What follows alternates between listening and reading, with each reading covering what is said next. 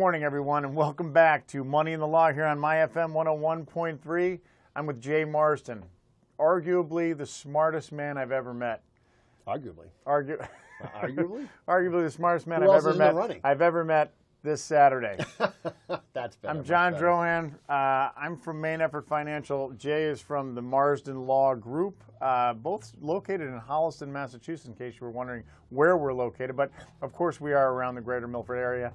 And you are listening to Money in the Law. That's great stuff. Great stuff. I think you're supposed to bring the name of the show closer to the beginning. You are listening. Closer to the beginning. We're not going to get critical here. Right, We are. It's a free-spirited show. I know it is, but it's a free-spirited show. People want to know what they're listening to. They're listening. You're listening. There's a lot of things coming up. There's a lot of things coming up, so you want to make sure everybody knows what they're listening to. And we're here on My FM 101.3. We're also streaming on the Holliston Cable Access TV. And we're joined with our friend, the Cable Access TV, the brains of the bunch over there. Absolutely. Christian. Absolutely. Christian is here with us every Saturday to live feed this. So you can, those of you listening on the radio, you hear it, but if you ever want to see it, get to that Holliston Cable Access. Sense of what then you'll know. Then you want to see the magic happening? You can see the animation. Yep. A lot of people compare it to making sausage. You know, you don't want to see how it's actually made. You just want to enjoy the end product. That's what a lot of people say, which I'm sensitive to. I understand that. A lot of people say that, but you know what? A lot of people don't. It doesn't sound complimentary, but I think it is. I think it is. A lot of people, it could be a lot worse. Yeah, it could be a lot worse. Could be. So So last week on our show, we talked about saving for second-time arounders. I think we didn't really put a name on them, but folks who found love again or put some relationships together, brought maybe a couple of families together. And the topic was around how do you sort of prepare, how do you save for something like that. We talked about a lot of different ways to do it. And I believe we ended the show with we'll continue this for part two next week. So we're bringing it. And remember, last second time for the second timers. Yeah, and there's. I like that. We could talk about this for until Christmas. So here's the thing. The last week we talked about there's a lot of moving parts when you have when people who were in previous relationships or were in previous situations, whether they're divorced or widowed or they have children, they have grown children, and then two people who have these kind of separate lives get together. And this could very well be, the first time around for somebody if they're older and they've pursued a professional career, like maybe they were, a professional figure skater or something like that. A lot of those. There's a lot of those. Yeah, a lot of those. Yeah, those. That's a very common. We specialize in that. We actually put that right on our letterhead. We have specializing in figure skating. If you're a retired figure or lottery winner, that's the other one. We focus on. Yep. Drug dealer. I'm just on the list. All kinds of crazy ones in there. Sure. Second time around, second career. So there's a lot of so what happens is you have a lot of other moving parts, and we talked last week. We talked extensively kind of about the estate part of it and how how can I organize this from an estate, like, so if I'm getting married to somebody new or if we're joining our forces, joining our hopes and dreams, but I have people that are kind of beholden to me from another relationship, whether they be children or an ex or even like in-laws, like ex-in-laws and things like that. It's just another family that I have to that has to be taken into consideration when I start thinking about money and I start thinking about how I'm going to start saving for the future and organizing that. So today, what we kind of were leading up to is we're going to talk about kind of the positive side is, so if two people are in a relationship and they're kind of used to being their own person, right? Financially, right? Absolutely, yeah. So they're used to, I've forever, for how long I've kind of had to manage my own assets. I've had to manage my own money. I've had to plan for it. I've had to save it on my own. I've had to budget on my own. So all that I've done that by myself, and now there's another person that comes in, and then they're like they've been doing the same thing. So maybe they've been doing the same thing. Well, maybe they have, maybe they haven't, but they've been in charge. They've been handling their own finances. Now, whether those finances are in great shape or not so great shape, that's a different animal. But they've been handling their own finances. Yeah, so they've been in charge of their own stuff. I've been in charge. So now, if two people are getting together, then it's like, hey, you know what? Now we're going to, remember, we're getting together because it's better together than it is apart, right? That's why people get together. So they're going to get together, and then like, okay, well now now we're commingled in a lot of ways. We're if we're living in the same place, then we both share the cost of kind of where we're living. If we want to save and we want to continue that relationship, you assume that's what you want to do, right? Sure. You want to continue through to retirement, and we're going to save for and our retirement is going to be commingled together. On the face value, on the surface of it, people say, well, we're going to keep our finances separate. But you could say you're going to keep it separate all day long. But guess what? You're joined together. Well, it's funny. Even when people say we're going to keep it separate, right? And I always kind of I ask a wise guy question. I go, I know you want to keep it separate, but if your significant other, your second betrothed here, if they come up big words, if they come up short some month, you're going to throw them a couple of bucks, right? And people kind of look and they laugh about it, right? They laugh about it. They say, "Oh, yeah, of course I am, ha ha ha." And then you say, "Well, I'm not joking. I'm actually kind of serious." Like, you mentioned it last week on the show, right? There may be some income disparity coming to the table, Absolutely. right? And so now, what the way I look at this is you're trying to avoid down the road, right? The current situation, the couple that comes in with the second set of planning, they know that they're in it to win it, right? Yep. They know that they don't care. They're in love. Money is not an object, and they don't think about it twice. But because they're on, it's honeymoon time, right? Well, but it's honeymoon time. But I mean, they're making the right decisions. Yeah. It's the family of those people. Right. Those are the ones that are on the outside. And I'll tell you, maybe it makes me sound cynical, but you may not know this, but I will tell you right now, if you're in a second relationship, second marriage, kids are older, if you don't think, I'm not saying all of them, but one kid in that family has what they think is a really good idea on who's carrying the weight financially in that relationship. Yeah. And if it's not their parent, or if it is their parent, at some point they're going to make mention of that. It's going to come up. The subject will come up there, and probably they have some sort of a makeshift spreadsheet that that they'll show, and they'll say, "Hey, listen, not for nothing, Dad, Bob. Mom, not for nothing. It's not Uncle Dad. Bob. It's Bob. It's Uncle Bob. Always by the first name, right? It's the right. first name. Not for nothing, Mom. Yep. Robert. Yeah. My mother's husband, Bob. Yep. Yeah. Yep. And Bob's family, by the way. It's and not. Bob, It's not our step siblings. No, it's no, Bob's no. Family. Those are Bob's kids. Yep. Yeah. That's they're right. They're not related to me. The line goes something like, my mother carried most of the living expenses. That's right. Throughout. And they start doing the math. Yep. Right. That's how the conversation Bob starts. showed up. Bob moved in to Mom's house. Yep. Was Bob paying rent? I don't know. And like you said, right? So if Bob's whatever Bob does, I love the name Bob too.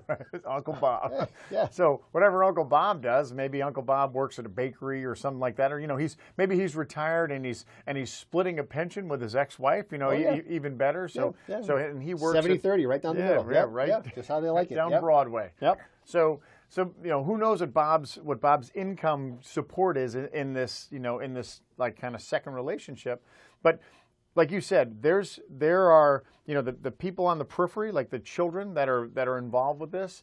They're gonna have opinions. They're gonna have opinions, and justifiably so, because in many ways, in most respects, we hope that they're caring for their parent, right? So if it's their mother or their father, they say, "Look, we care about you. We don't want to see you kind of get taken advantage of," and that's really the big that's the big concern for the children. Now, some of the children may be even more concerned about kind of what I'm looking at my inheritance right now and how this potentially could get squandered, which is we say that kind of tongue in cheek, but you know what, we said it 1,000 times.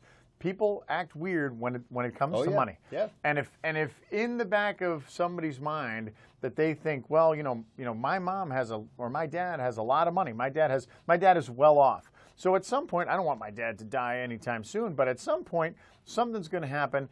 And what I'd hate to see, it's not so much that I want my dad to die and I want to get my money. What I don't want is I want my dad to die and then have all that money get squandered away by by his second or third wife that moved in. Yeah. That's what they don't want. Who they have, in some cases, zero relationship with, assuming they have any relationship with them, right? I mean, it could be a contentious relationship, and they may not have the best relationship with that person's kids, right? So what they're looking at is they're looking at something happened at the dad. Mom gets the money, something happens to Mom, and her kids get the money. That's right. And you guys, as Dad's kids, are on the sideline, hands in your pockets, and you get nothing, right? And again, it's not about the money, but what you have said 1,000 times on the show, praying and hoping and promising is not planning. That's not how you do it, right? Right? And if Mom or if the stepmom thinks, or if the kids think, or if Dad thinks, well, the stepmom, she'll do the right thing. It's not about what Mom's going to do. No. It's about what her kids might end up doing. Right, and she may not be in a position to do the right thing. She may right. So we kind of covered this last week. I'm sorry to be a little, but it's an important an important topic because I don't think, and you may agree. Of course you agree. I agree. Of course you agree. Of course I agree. Before you even say it. You can't really start saying, okay, let's start doing our savings plan and kind of planning for the future without taking that into all the periphery and all of the other the estate planning, or at least like the preliminary estate planning, into consideration first. You have to kind of block that off and say, okay, this is, because what you're going to define is this is what I want. This is what I want to see. Right. So if I get hit by a piece of Skylab tomorrow, this is what I want to happen, right? And so once that's built, once that's, and it's easy to build, all you need to do is call an estate planning attorney. Where you can find one, I have no idea. Look around. I have no. There's nowhere. I mean, maybe on TV, maybe there's a new sign going. There's a new sign going up in downtown Holliston in the next couple of days that might actually be able to direct you to one. Please put your picture on it. Please put your picture. Is it going to be like a real estate sign? No. Come on, put your picture on it, and you know what? Like I'm shaking hands with somebody, I'll be that guy. Signing something. That's right. Oh, if it's signing something, I'll look over your shoulder. I know who's going to be something. I know. Yeah, my office administrator is going to be in that picture. Notarizing it. That's right. So back there's, I know there's an estate planning attorney standing next to me. Whatever, that guy, call him. So, but that you need to have kind of that system built first. So then it's clear. So then you can say, okay, this is what I bring to the table. This is what I bring from an income standpoint. This is what I bring from an asset standpoint, to include my real estate. This is what you bring, and this is what you want to happen. When you die, this is what you want to happen. When I want to happen when I die, and when both of us die together, this is what we want. Now, once that's set, sorry, I didn't mean to. That's good. Yeah. That's good. Once that's set, now we can say, okay, what do we want to happen? In the unlikely chance that we don't die, which probably we won't die tomorrow. Yeah, probability's low. Yeah. So. And which is the whole reason why we're getting together, which is the whole reason why we've gotten married or whatever. So now it's like, okay, what do we want? What are our goals? What do we want to see happen together? And see, I always think about it as there's you money, there's me money, and there's us money. And there's that's how I think about it. There's right? blank you money too, but we're not talking about that. And none of us make that. But there's you, me, and us money, right? And that's you started it off by saying that's where you size up. What are we working with, right? What did you bring to the table, right? And if the answer is we both brought something that's kind of equalized, then that's great. Then you figure out how do you want it to go, because it's a two-step process. But that's important, right? Yeah. So that's an important part. And you said it. It's not an important part. In my opinion, it's the most important part. Yeah, so everything, all the cards get turned over. Everybody sees. So like you said, well, let's say it's relatively equal. Well, what if it's not relatively equal? Right. So what? Right. So what? I mean, if it's not relatively equal, then everybody shows everything, and you got to talk about it, right? That's you got to, because you may be like, look, let's say there's two people and they're both widowed, right? They're both widowed, and they've just had kind of bad luck, and then they find each other. That's like some where they make movies about stuff like that, right? Yeah. And who knows? She may be some hot, executive that like is like rolling in money, and he may literally be a guy who works for himself, who makes $58,000 a year as a counselor, or taking care of really disturbed people or whatever, like a real self, but he doesn't have the same amount of money. So what, right? So what? Yeah. But you know what? It all comes out on the table, and then we say, let's make our plan. Yeah, I agree. I think that's where you start, and you say, all right, it's not a lot. Maybe it's the wrong way to say it. It's not a lot different from a plan that you would put together for yourselves in any scenario, but you really have to figure out that it's almost like you have to look 2 moves ahead, right? Because when it's a first relationship, you've been together a long time, you have the same, kids are from the same relationship. It's very easy. Each other and then the kids, assuming everything works out. There's no hinky situations that you're trying to figure out. But this is different. This is different. This might be each other, and the each other part is fine, and everybody kind of gets that, right? We're together, we're committed, we got married, we're spending our life together, we spent a number of years together, and we want to provide for each other after we pass, just like we did when we were alive. But that's not the step you're looking for. The step that it gets weird, or it can get really weird, is the after step, right? And that's the part. How do you break up the after part, right? And does everybody know what the plan is in the after part? Because once one of them's not around, there's a lot of fairway between somebody saying, well, at the death of the second of us, this is what we want to have happen. Great, but that could be a long time, and a lot could happen. It could be a long time, and there's not that influence that was there to kind of help steer that ship isn't there anymore. No. And unless it's been done in a legal standpoint, then there's no reason why that ship has to stay on that particular course. And you know what? And there could be another relationship that shows up. I mean, we're assuming that it's two and that's it, right? Yeah. I mean, the two could turn into a third relationship. We're talking about Larry King here, right? This is I mean, we're so lowballing this. Larry would not get the we'll change your documents forever for nothing. Larry would be on a per document change fee like it's nobody's business. All right, and on that note, Larry, we're going to take a quick break. Larry will not be joining us in the second part of the show. We will be back on Money in the Law with Jay Marsden, John Drohan, Holliston Cable Access TV, and My FM 101.3, the greatest radio station ever. We'll be right back. Holliston Cable Access Television is a valuable community resource which has been serving the community for the past 25 years. HCAT provides quality community programming and offers viewers a wide range of programming, including coverage of municipal meetings, high school sports, studio talk shows, and community events. Have you ever thought about producing and directing your own TV show? HCAT staff will provide you with hands-on training free of charge. You'll learn how to operate a TV camera, edit video, direct a show, audio, and graphics. State-of-the-art equipment and the latest technology are used to create shows designed to inform, educate, and entertain our viewing audience. You can now catch your favorite HCAT programs online as we now offer video on demand. HCAT programming is produced by residents for the residents of Holliston.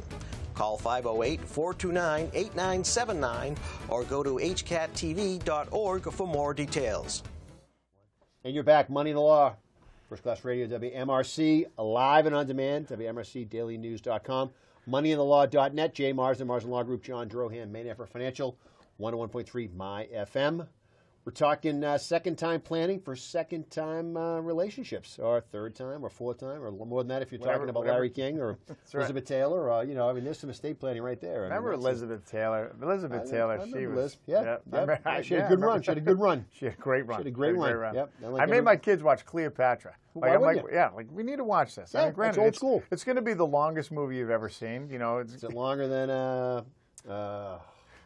Ten Commandments? Spartacus. I was going to say it's some kids want to pony up with some Spartacus and some popcorn. That's right.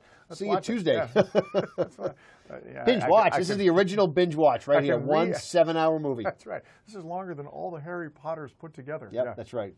No breaks, no commercial action. That's great. Good stuff. But all those movies, they were built for commercial, for when they showed them on TV. Well, those movies were just at the time they were made. I mean, they were. Think about what had to go into making a movie like that compared to today, right? Yeah. Just everything, green screen everything today, right? Yeah. Think about what had to go into making. We need some horses. Yeah, that's right. We need a barge. We need some giraffes. Yeah. We need a couple of elephants. Some horses. We got to go get the. I know a good animal guy. You know a good exotic animal guy. You know a good elephant guy. Yeah. I mean, that was like get that guy and to get him to Hollywood, right? Yeah. That was the real deal back then, right? That's an epic adventure. And you remember like the studios back then were just these monolith things where you just had to build all right, so now we're going to build space right here, and we're going to paint space. Yep. I need a lot of black paint and I need some white paint. Dots. We joked on one of the early shows. We were talking about how every once in a while, if you're lucky, you catch a documentary that talks about the making of some movie.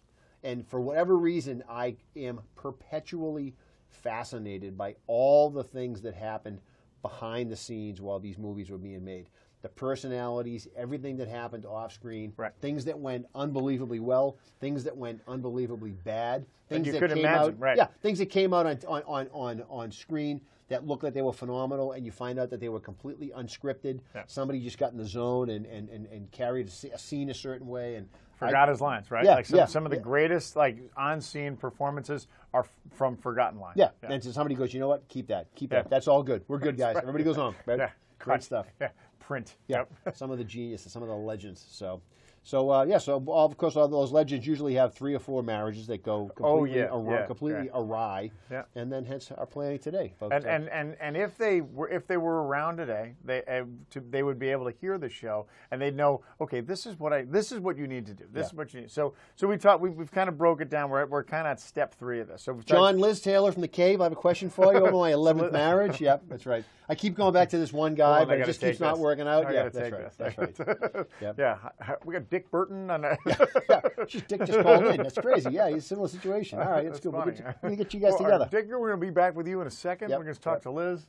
So go ahead. Yeah. So we're kind of at step 3. So now we're at this. Now we're at the savings part. Okay. So we've built our estate. We've determined this is the direction we want to go. So how do we do it?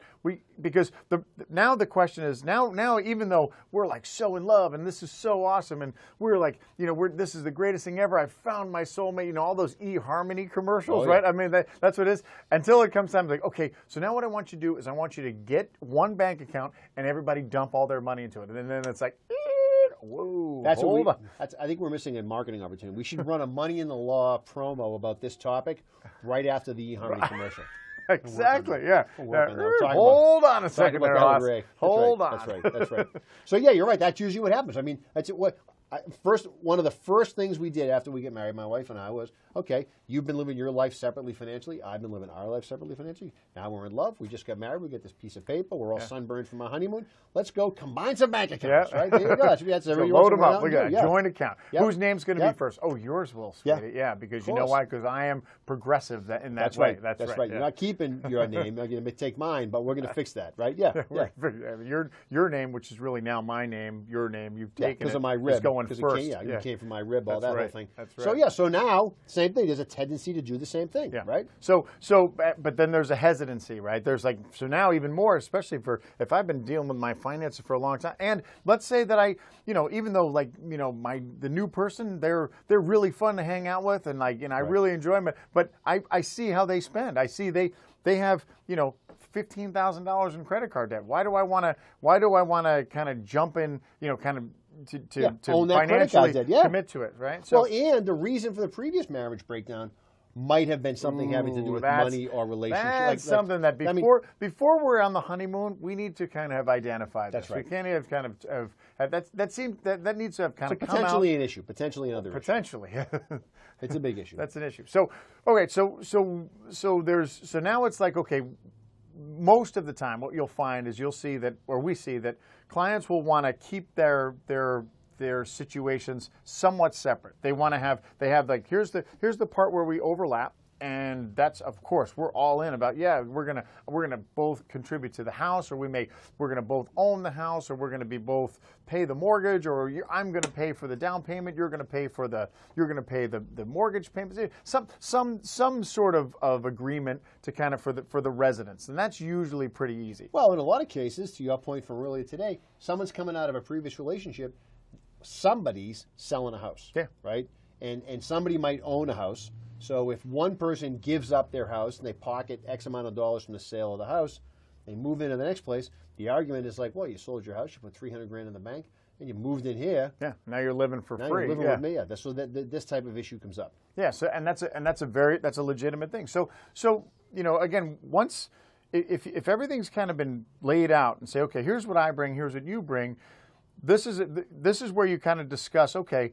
And we've determined, okay, let's say I want my kids to have my Cape house, or my kids to have the proceeds from that house, and we're going to live in your house. We're going to live in the house you're living in. Okay, well, that's fine, but we have to take into consideration, say, well, wait a minute, you have $300,000 that you know from your previous house that you want. Now your residence is here, and oh, by the way, you want to get on the mortgage, right? You want to get on the mortgage. So then you say, well, or you want to get on the deed of the property, right? Deed, yeah. So if you want to get on the deed, so now you can see that there's an imbalance, right? Unless you say, okay, that's fine, and this is probably where you need help. This is where oftentimes you need help from kind of an outside influence, like a guy like, I don't know, Jay Marsden or somebody, where he'll sit down and say, okay, look, make this fair, and be objective about it, and say, well, you want to give that money to your kids, but right now, you know, then you're not going to be on this house. You're not going to be on the deed of the house, and that's fair. And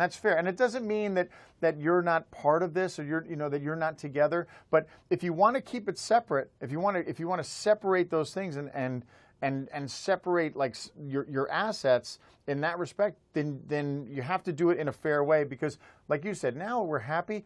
5 years from now, when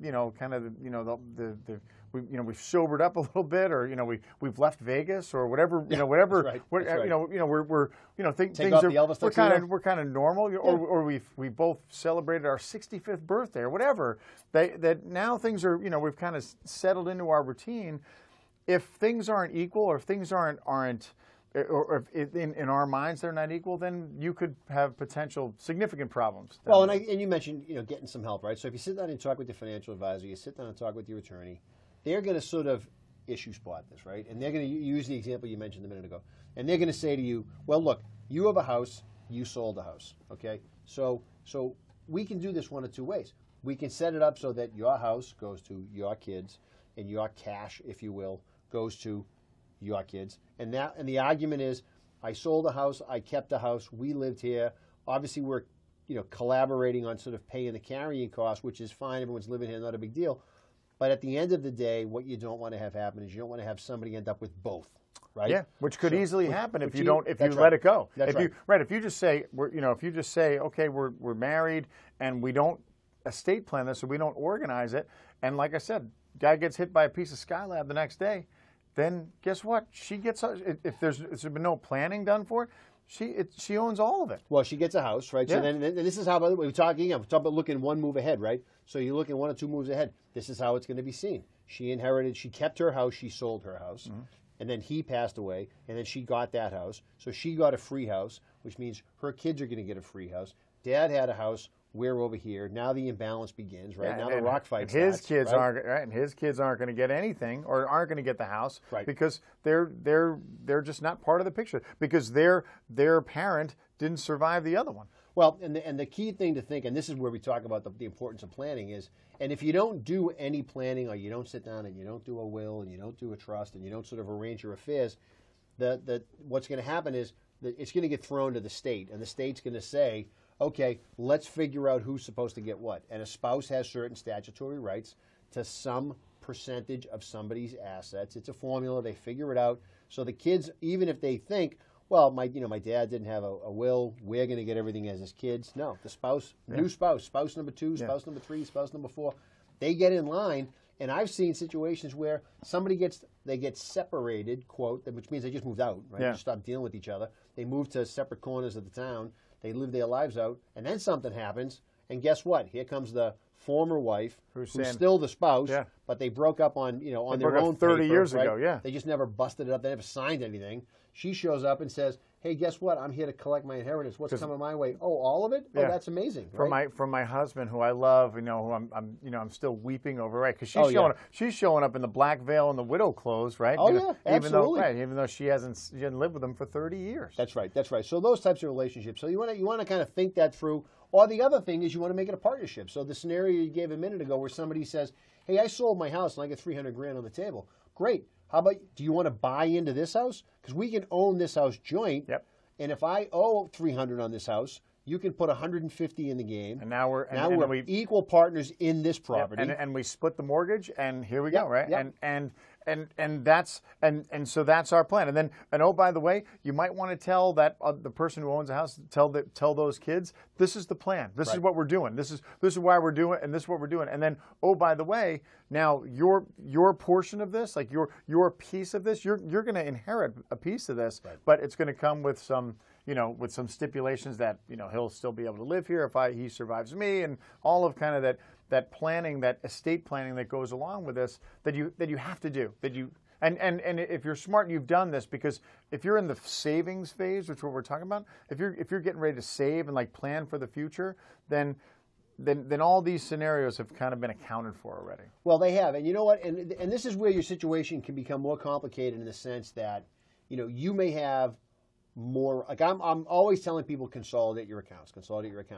But in a scenario like this, you may have multiple accounts for very good reason, right? Yep. And the multiple accounts might be because, you have, we're talking about savings, you have a brokerage account that has your kids' names on it as payable on death accounts, right? Yep. So if something happens to you, that money is clearly earmarked to go to your kids. Yeah. And everybody knows it. That's right. And the spouse may also have the same thing. They may have accounts clearly earmarked. I love that. I love that Cro-Magnon organization. Like, I love it. Like, your rocks are here. Your rocks that's go exactly here. right. Your rocks go in this box. Your rocks go in this box. And then it's like, okay, so something happens. All right, open up the boxes. And these folks could be, like you said, payable on death accounts, or they could be like these crazy things called trusts, where you say, you open up, it's a box, says, oh, what's in this box? What does the instructions say? That's right. The instructions say, this stuff goes to Jay Marsden. And I'm like, but I don't want to give it to Jay Marsden. Sorry, this is what it says. It's been signed. There you go. Well, in an earlier show, we talked about it. And every once in a while, and it's my own fault for not being clear about this sometimes, but somebody will say to me,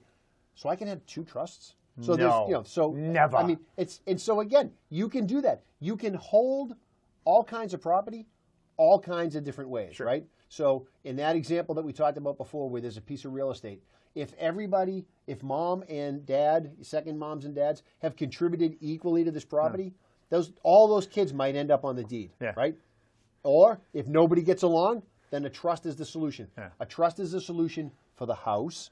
They may have a different trust for liquid assets. Yeah. Then you have retire. So you have different assets that could be held or titled differently because you talk about all the time, have a purpose, because you have different purposes for different parts of your estate, different parts of your portfolio. And the easiest way to do it is just like we said, lay it all out, Cro-Magnon, say, this is what this is for, and this is the purpose, and this is who's going to get it, and this is and it's invested in this way, or it's left in this property for this reason, and everything's clearly articulated in the plan of what you want to have, and you're doing this when you're feeling fine and you're feeling great, and you've just, like I'm going to steal your line, like I'm still sunburned from my honeymoon, right? Yeah. And it's done, because now once that's done, then the other part of this is now you and your new spouse, you're together. Like, your lives are starting, like the rest of your lives start right now. Yeah. So, and guess what? If your kids don't like it, tough luck. Well, financially, think about it this way. Financially, you're 25 again. Yeah. Right?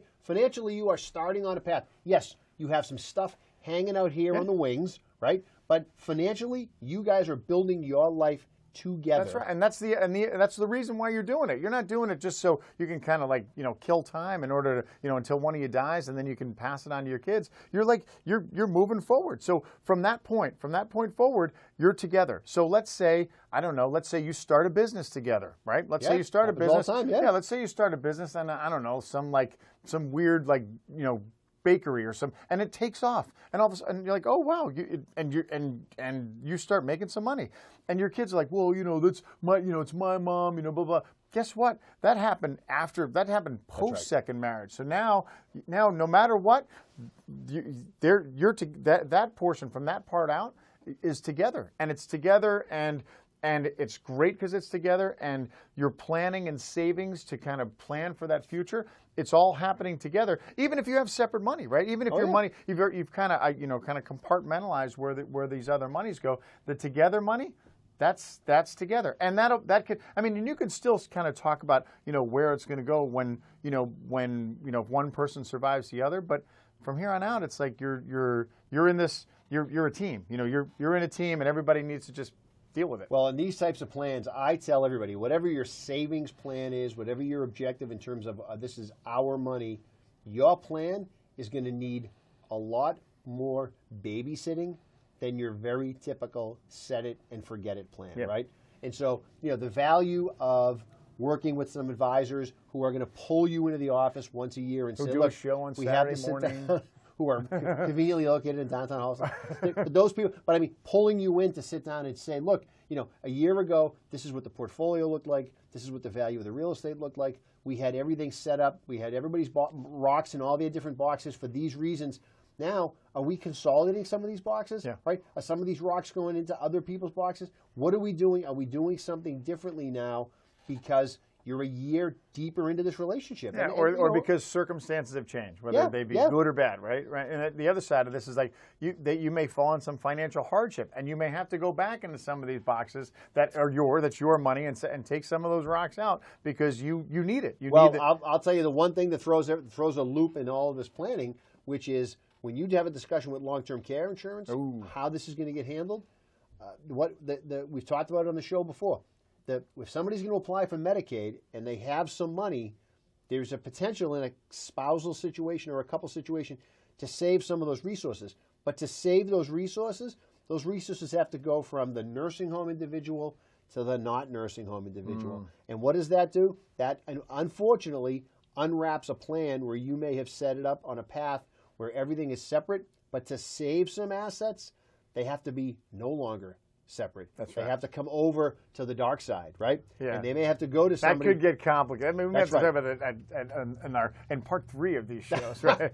But it's a great point, right? It's, once the whole Medicaid and the long-term care plan, I mean, because then now you're talking big, crazy, like stupid money bills, like crazy, like costs that you can't avoid. If someone needs to go into a nursing home, they got to go. Yeah. Like they got to go. There's going to and everybody will be like, "Yep, we know it's time," and someone's going to pay for it. Either you're going to pay for it, or the state's going to pay for it. It's going to get paid for, and we've talked about like that's how it works. So if you're not prepared for that, or that's not kind of a part of this plan, then you could, like you said, things could get unraveled. You could have a plan for 20 years, and then it could just all come undone because you haven't thought through that long. Well, you may be undoing it with the best of intentions. You have to. But it becomes important that everybody understands this is why we're undoing this. We're undoing this because this is really the only way to protect a lot of these assets, and this is how we're going to do it. And then everybody could say, well, that wasn't what we planned on. I know that, but that's the one wild card, people's health, right? We can't plan for that. We can't really get a handle on where your health goes. It's the most, it's the biggest variable out there, but we're just trying to work. And that's where communication and hopefully having an open dialogue with people works. Doesn't always work, but it helps. We're going to go on break, but before we do, I'm concerned about something because as I'm standing across from Christian, is that your suitcase right there? Is that right to your right there? Is that yours? That's not. He's saying he's shaking his head no because I thought you were like running away or something. And I'm waiting for him to have like a stick with like a kind of a bandana with some stuff over his shoulder, like a Johnny Appleseed kind of bloody in there or something like that. It's that suitcase is that suitcase is not big enough for no. Yeah. I don't. All right, just checking. All right, no bloody in there. All right, good to know. All right, good. I'm glad you're not running away. We'll be back on Money in the Law. John Drohan, Jay Marsden, Holliston Cable Access TV, and WMRC First Class Radio, My FM 101.3. Money in the Law. We'll be back in several moments, multiple commercials. Just stay with us. We'll be back. Holliston Cable Access Television is a valuable community resource which has been serving the community for the past 25 years.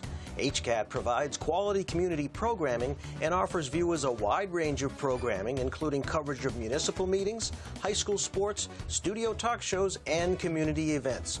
Have you ever thought about producing and directing your own TV show? HCAT staff will provide you with hands-on training free of charge. You'll learn how to operate a TV camera, edit video, direct a show, audio, and graphics. State-of-the-art equipment and the latest technology are used to create shows designed to inform, educate, and entertain our viewing audience. You can now catch your favorite HCAT programs online as we now offer video on demand. HCAT programming is produced by residents for the residents of Holliston. Call 508-429-8979 or go to hcattv.org for more details. And we're back, Money in the Law. My name's Jay Marsden with the Marsden Law Group. John Drohan, Manafort Financial. My FM 101.3 WMRC, live and on demand at the WMRC Radio News Media Center. We're live on that what it is? moneyandlaw.net. And here I'm Christian from HCAT. We're all over the place. Multimedia. Tell me about this new sign that's going up in Washington, or on Washington Street. So, as many of you may know, we moved our operation earlier in the year. We moved the global headquarters to downtown Holliston. And for the first 6 months of the year, we were preoccupied with some personal matters. And so the second half of the year, we finally said, all right, we're going to get a sign going. And the reason that the sign is becoming critically important to the operation is people will show up at the office, and it looks like a freestanding residential home. Yeah. It doesn't necessarily They show up and they say, give what off an time's office dinner? vibe. No, what happens is they don't show up. Yeah. What happens is they stand around and they try to figure Can't be out it. if this is even it, if this is it. And what makes it even more challenging is we are right in the middle of an attorney Oh, yeah. and a financial advisor. Giving it away. Yeah. So That's usually right. what happens is I get a lot of, if I didn't park next door, Yeah. I stopped in over there and they sent me over here, right? So the only I good stopped news, in over there and they hooked me up. Yeah, thank you. I stopped in over there, got all my planning Yeah, done, and it everything's was all great, taken care of. yeah. It was super. I thought I was working with you, but they kept saying that So you'd be in a minute. We're not going to confuse this new sign with like a Gold's or World's Gym. It's not a No. picture of you like flexing your muscle, Nope. like flexing your legal muscles. Well, It's me where you're the flexing. scale. I have on the scale, or I have money on one side and I have the law on the other. That's No, right. Not doing that. That's right. Money and Law Center. None of that. None of A that. bag of money in Yep. one hand. It's No. just your regular old Joe Blow sign. All right. But you'll at least be able to Look find for us. it. Look for it. Look for it. Yeah. Supposedly, rumor has it goes up Monday. So That's the rumor. That's there's- the there's rumor. landscape paint on the grass. That must mean something's happening. So Oh we're, yeah, we're- there you go. We're There moving you in the go. right direction. That means Moving in the right that direction. means something. So when you swing by 847, give us a beep and let us know that. As long as we get the number. let us then know we- you appreciate the sign. That's that- it. That's right. That's right. That's right. Yeah, Yeah. we're- Beep if you love the law. Yeah, Beep, beep. That's what we're gonna do. We'll do one of those things. if you love the law. All right, all right. So we'll start to wrap this up. So we talked about kind of the some of the steps that you need to take, some of the things you need to take into consideration as two people are kind of are joining forces again, if you will, their financial forces again, and their legal, their estate, their their legacy forces. We talked about, but one of the things is that I wanted to touch on just one more time is now the ability to save, because in our practice, all roads lead to retirement. So if you're not retired and you're together, then you're going in that direction. And if all things work out the way you've planned them, the way you've kind of orchestrated them, that you're going to be retiring together. And so your together retirement means that if you have a retirement account, if you've been saving for retirement, which we've already talked about because that's all been laid out, and the other your new spouse has a retirement account, those are designed to support your retirement, right? And that's in all of our planning, if someone's got a retirement, the purpose of that is to provide income for you in retirement, or to augment an income that you're getting in retirement. Yep. So again, someone may have a lot more money saved up for retirement than the other person. And if that's the case, then that's okay, so long as you've talked this through, because that could be their most significant asset. And then go back to our discussion before. We'll say, well, I'm selling my house, and I want to give that money to my kids, and I'm going to move in with you. I'll buy in halvesies. We'll go in halvesies together. But let's say that person who owns the house also has $2 million in a 401k. So and say the other person has $200,000 in their 401k. So the majority of that retirement income is going to come from one side. And if that be the case, then the kids from the shall we say the more wealthier spouse, those kids, they may be like, well, look, if you pass away, are you going to leave that person? Are you going to leave your new spouse? Are they going to be the sole beneficiary of your 401k? Because if they are, then that's a significant part of their estate of your estate that is now that your children will not get. Well, we've talked about it on the show before. You can, and it doesn't have to be all or nothing. You can certainly look at, for the person who has $1 million IRA and has a significant other that's a second relationship and then has kids, you can sit down and say, well, I'm not going to cut loose my entire IRA over here. I'll cut loose $300,000 of my IRA, but the other $300,000 is going to go to my kids, and that string is then cut, right? They're not, because one of the challenges going forward is, people want a degree of independence. They want their own autonomy, and a lot of people, a lot of the planning we talk about with people is, if you're going to leave money to somebody, I try to say to people, consider it gone, right? I mean, this idea that you can plan 7 moves ahead, Very, very difficult and creates a lot of problems. And the only way to do that is to put somebody not in charge of something, right? Yeah. And the person who's not in charge may not love the idea of going to their previous husband or wife's children for their money. All right? I mean, nothing says happy Thanksgiving. Nothing says happy Thanksgiving than being asked to provide an accounting of the trust. I would buy tickets. I would buy table. tickets to watch it. I would buy tickets to watch that show All right, because so it'd be worth it. I am a huge advocate of the yours, mine, and ours school of managing these resources in a second relationship. And you start off at the yours, mine, and ours. It doesn't have to necessarily end That's right. as the yours, mine, and ours. But in the beginning. You have to, it has to be, you build it, right? You build it, that's and right. then, and just like when you build a house, you're going to add to it, you're going to change it, you're going to update it, something may break in it that you have to fix. Yes. So there's always going to be things that you have to kind of, massage and fix and organize differently along the way. But if you have a framework plan, then you're there. That's 90% of the battle has been won at that point. The idea of, again, when we talk about retirement, is the idea of generating income, and that's what retirement planning does. It's like how am I going to have income to live? That's right. So if and this is another thing you got to take into consideration. If all of the retirement assets are coming from one side, and that person passes away, but they're like, oh well, I'm going to give, I'm going to give half of that to my kids, then in essence, half of the income generation for that couple has now gone away, because it's not like the kids are going to, because if I inherit money, I'm under no legal obligation to provide any financial assistance to my stepfather. Like, I don't have to give him any of that money. And that comes up a lot. People say, look, I love Bob, and Bob was a good husband to my mom for all those years, but if Mom wasn't around, I wouldn't be able to pick Bob out of a lineup, and we know that, and everybody knows that. Yeah, we don't say it in an animosity, but No. and nor should I should be required to do that. Nor should I. And you'd hope that your parent wouldn't kind of put you in that position to say, hey, well, if something happens to me, make sure that you take care of Bob. Make sure you use this money, like from the sale of the house that you're going to get half of, to support Bob, because then that's when the problem really starts, because Bob may then move in. Bob may have another relationship, right? That's right. So now Yeah. what am I? Bob's a player. Yeah, right. Am I giving Bob money, or am I giving him a monthly stipend so he can get married to to his secretary that he was with for the last 30? Who knows, right? That's right. I don't you don't want to be put in that position. So all I'm saying is that when you're talking about the saving, particularly for retirement, and you say, well, I'm just going to split my 401k 5 different ways because Bob will get some and then my 4 kids will get the rest. You have to be conscientious about how is Bob's income? How is he going to get income? And your point. It's a whole nother level of income planning, right? Yeah. Because generally speaking, when you're planning with a couple that's been together for a long time and it's their first marriage, if you will, the income planning is based off of you're going to get everything, and then how much can that generate for income for you. That's right. The income planning for these second, third relationships are different because they may not get everything. Right. They may be more of a principal drawdown. There may be a whole different discussion that goes on. Yeah. There's other factors as well. There's Social Security. So if one person is collecting a higher Social Security, then you could qualify for their Social Security. But if both of you are collecting Social Security and one person passes away, then guess what? The joint money that you're getting from Social Security, it's going down. Yeah. Because one you're going to get the higher of the two. Yeah. One of them's going away.